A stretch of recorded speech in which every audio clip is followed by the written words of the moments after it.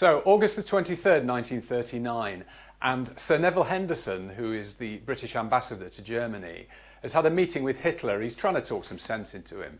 And following the meeting, he's done a memo to Lord Halifax, who's the Foreign Secretary, and this is how it was reported in the press.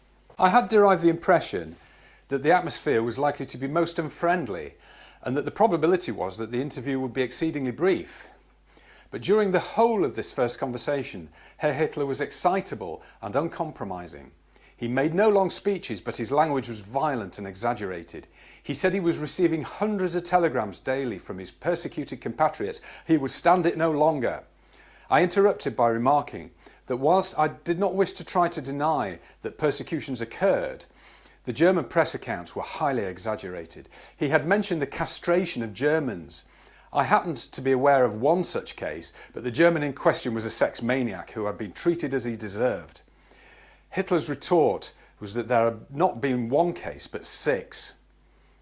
I contested every point and kept calling his statements inaccurate, but the only effect was to launch him on some fresh tirade.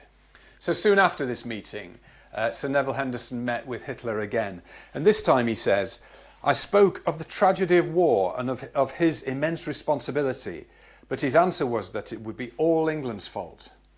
I refuted this, only for him to say that England was determined to destroy and exterminate Germany. He was, he said, 50 years old, and he preferred war now than when he was 55 or 60.